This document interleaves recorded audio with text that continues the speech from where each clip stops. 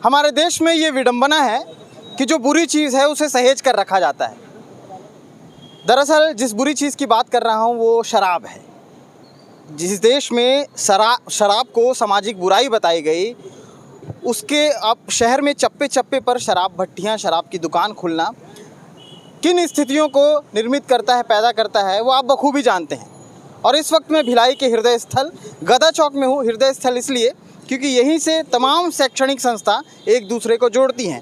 फिर वो चाहे यहाँ से शकुंतला विद्यालय हो, यहाँ से शंकराचार्य हो, यहाँ से रुंगटा कॉलेज हो, या यहाँ से आपके लिए सुपेला चौक हो, तमाम सारी चीज़ें यहाँ से जुड़ती हुई हैं। और अब तो भिलाई में IIT भी बन रहा है, जहाँ एजुकेशन हब के नाम से माना जाने वाला भिलाई किसी दिन ऐसा ना हो कि शराब हब के नाम से जाना जाए, जिस तरह से यहाँ पे स्थितियाँ पैदा हो गई हैं। हमारे साथ युवा शक्ति संगठन के कार्यकर्ता हैं, कुछ लोग हैं जो लगातार इस चीज़ के लिए आवाज़ उठाते रहे हैं कि जो प्राइम लोकेशन है, और सबसे बड़ी चीज़ है कि ये प्राइम लोकेशन है, रोड के इस पार भी शराब दुकान है और उस पार भी शराब दुकान है, और ज़्यादा दूरी पर नहीं है। तो कई बार तकलीफ़ें होती हैं। कई बार मैं खुद इस रास्ते से हर रोज़ आना जाना करता हूँ, और जब रात के समय से यहाँ से गुज़रता हूँ तो सोचता हूँ कि दूसरी रोड चेंज करके मैं अपने घर जाऊँ। ऐसे कई लोग हैं आवागमन करने वाले जिनके मन में ये विचार आता होगा, खासकर महिलाएं जो यहाँ से अकेले यात्रा करती होंगी, उनके मन में भी एक डर रहता होगा। तमाम डर हैं। ऐसी स्थिति है, शराब को इतना तवज्जो दे दिया गया है कि लोगों के लिए कोई मतलब वो एक्सीडेंट हो, चाहे वो रहे ना रहे, उनका कोई फिक्र नहीं है। किस तरह से आप लोग तो लगातार यहाँ पर आंदोलन करते रहे हैं, आज भी आंदोलन के लिए आए हैं, रिजल्ट नज़र नहीं आता सर, आंदोलन बहुत होते हैं। देखिए भाई साहब, हम लोग आंदोलन तो कर रहे हैं, और हमने इसके पहले भी जनहित संघर्ष समिति के माध्यम से इस रोड में जो संडे बाज़ार लगता था उसको हमारे साथियों ने बहुत संघर्ष करके खाली कराया। आंदोलन से हम पीछे नहीं हटेंगे। भाई मदन सिंह जी, पारस जंगेल जी, महेश जी और हम सभी युवा साथी यहाँ पे लगातार आंदोलन कर रहे हैं, चाहे मशाल जुलूस की बात हो, चाहे हस्ताक्षर अभियान की बात हो। ये हमारा मकसद है कि ये रास्ते से शराब दुकान हटे। हमारा जो आने जाने वैशाली नगर विधानसभा के लोग, जब सबसे ज़्यादा लोग इसी रोड से आवागमन करते हैं, और हम जिस दिन आना जाना करते हैं शाम को ये अपरिस्थिति बनती कि हम अपनी माँ बहन की गाली कब सुनेंगे। थोड़ा भी ठोकर लग जाता है, जो शराबी रहते हैं इतनी गंदी गंदी गालियां देते हैं। अभी 2 दिन पहले ही एक पुलिस के कर्मचारियों का कॉलर पकड़ के उसकी वर्दी उतारने की धमकी शराबियों ने दी। तो ये जब प्रशासन के लोग सुरक्षित नहीं है तो आम जनता कहाँ से सुरक्षित रहेगी। तो आप देखेंगे यहाँ से लगभग 2 किलोमीटर बाद IIT शैक्षणिक संस्थान है, बड़े बड़े शैक्षणिक संस्थान है, यहाँ से लोग आना जाना करते हैं। किस मकसद से आएंगे वो देखेंगे कि शराब दुकान से उनका स्वागत हो रहा है। आखिर हम किस ओर भिलाई को लेकर जाना चाहते हैं। हम भूपेश सरकार से ये मांग कर रहे हैं, चलिए आप बंद मत करिए, मगर इस शराब दुकान को जैसे आप गौठान को दूसरी जगह स्थानांतरित किए हैं, एक जगह किए, शराबियों के लिए भी एक गौठान टाइप बनाया जाए, वहाँ पिए पड़े रहे, हम लोग को कोई मतलब नहीं। मगर इस शराब दुकान को गदा चौक से पास जो शराब दुकान है उसको हटाया जाए। आज हम लोग शांतिपूर्वक CM हाउस तक पैदल यात्रा कर रहे थे, मगर हमने प्रशासन ने रोक दिया। अगर ये शीघ्र ही शराब दुकान नहीं हटाया गया तो हम आगे भी बेहद आंदोलन करेंगे। लगातार यहाँ से स्थिति ऐसी हो जाती है कि एक्सीडेंट होता है, कोई ना कोई दुर्घटना हर रोज़ देखने को मिलती है, हर रोज़ अखबार में खबरें छपती हैं। काफ़ी समय हो गया है, आज का नहीं है ये जो भट्टी है, तो क्यों आखिर इसको हटाने के लिए क्या सिर्फ आंदोलन होते रहेंगे या फिर कुछ उसका? आप देख रहे हैं, पहले आप गंगा जल की कसम लेकर शराब हटाने की, बंद करने की मांग की गई थी। उस बेस पे कांग्रेस जीती है, और उसके बाद अपनी ही बातों को आज तक के अभी आने वाले 1 साल में चुनाव होने वाला है, लगातार भट्टियों की संख्या बढ़ती जा रही है। और ये लोकेशन, इस लोकेशन की बात करूंगा मैं, आप करिए, अंदर करिए, थोड़ा सा अंदर हो, इनर हो, जिससे आने जाने वाले को कोई परेशानी ना हो। यहाँ पे ये होता है, जैसे अभी शारदा जी ने बोला कि यहाँ महिलाएं लोग आते हैं, स्कूल के बच्चे लोग आते हैं। हर व्यक्ति को कब कौन पी के क्या हरकत आपके साथ कर दे आप नहीं जानते। तो ये अभी कुछ दिन पहले की घटना है कि किसी पुरुष को यहाँ पे बैग फेंक के मार दिया गया था, जो हॉस्पिटल में एडमिट था, मेरे ख्याल से जो जानकारी मुझे मिली। इतना अच्छा लोकेशन है जो एक दोनों एरिया को जोड़ता है, और ये सेंटर पॉइंट है। यहाँ से आप देखेंगे कि वैशाली नगर विधानसभा, इधर से वैशाल नगर जाते हैं, कैलाश नगर जाते हैं, जेवरा सिरसा यहीं से जाते हैं, कुरुद यहीं से जाते हैं, सारी जगह का रास्ता यहीं से शुरू होता है। इस जगह को अगर आप थोड़ा सा देखेंगे, इतना बड़ा एरिया, आप रायपुर चौक आपको ऐसा बड़ा एरिया मिलेगा जो अभी लगातार सुंदर हो रहा है, डेवलप हो रहा है, तो क्या मुख्यमंत्री जी, क्या हमारे यहाँ के महापौर जी, क्या विधायक जी इस जगह को बहुत सुंदर नहीं बना सकते? आप लंबे समय से पार्षद भी रहे हैं, यहाँ के चीज़ों को अच्छे से जानते भी हैं, आप भी कई समय से देख रहे हैं किस तरह से ये चीज़ें हैं और गलत तो हैं, लेकिन अब तक कुछ होता नहीं नज़र आ रहा है।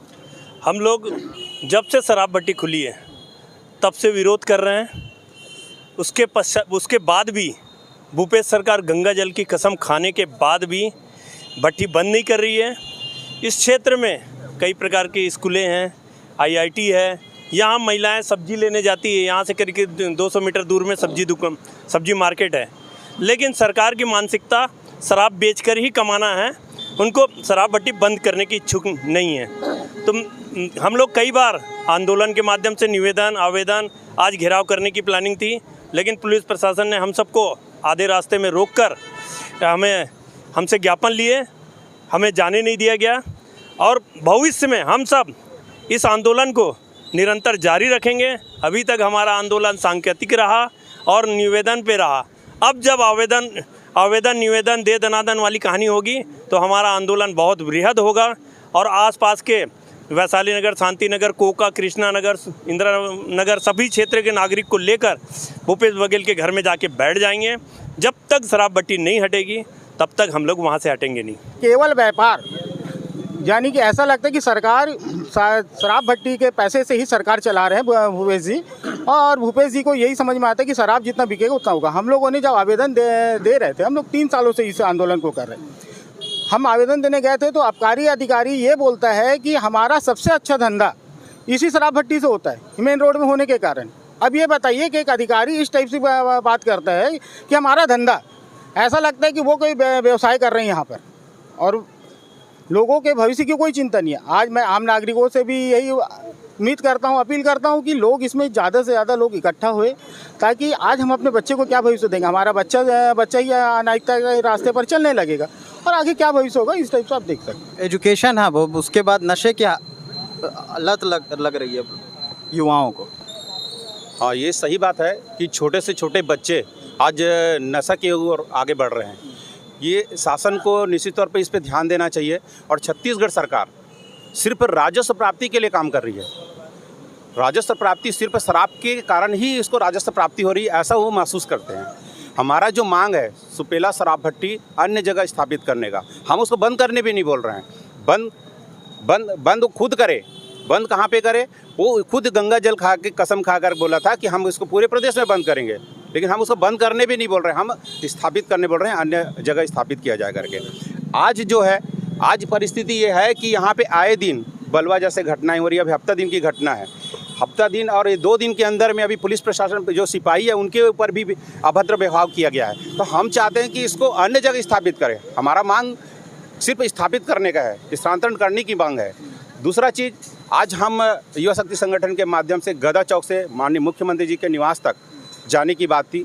उन्होंने जिस तरीके से अपने बल पे, प्रशासनिक बल पे हमें रोका गया और रोक कर हमारा ज्ञापन लिया गया, ये निंदनीय है। हम सिर्फ ज्ञापन की बात किए थे, आंदोलन की बात नहीं किए थे। दूसरी चीज़, आज उनका जो जन्मदिन है, हम संगठन के माध्यम से उनको जन्मदिन का बधाई देते हैं और इसी जन्मदिन पे हम मांग भी करते हैं कि ये सौगात दे कि सुपेला क्षेत्र का शराब भट्टी अन्य जगह स्थापित किया जाए। तो ये युवा शक्ति संगठन के लोग थे जिनका ये कहना है कि यहाँ से दारू भट्टी हटनी चाहिए। सिर्फ इनका ही नहीं, यहाँ के तमाम लोगों का भी कहना है। लेकिन एक चीज़ और है कि अगर मेरे घर के सामने कोई शराब भट्टी खुले तो मैं शायद इसका विरोध करूँगा शुरुआती दौर से, और अपने घर के सामने ही बैठ जाऊँगा। यहाँ के लोगों को भी इस तरह का ही कुछ करना था, लेकिन काफ़ी देर हो गई, और देर हो गई तो अब वो खुद को ही कोस रहे हैं कि आखिर ऐसा क्यों हुआ। अब खुद से ही खुद के लिए सवाल कि आखिर शराब भट्टी क्यों खुली, और खुल गई तो अब कब हटेगी। अब दिखाएंगे आगे कि इस पे क्या अपडेट रहेंगे, आगे क्या निर्णय लिया जाएगा, निर्णय लिया भी जाएगा कि नहीं। देखते रहिए भिलाई टाइम्स, चैनल को सब्सक्राइब ज़रूर करिए। शुक्रिया।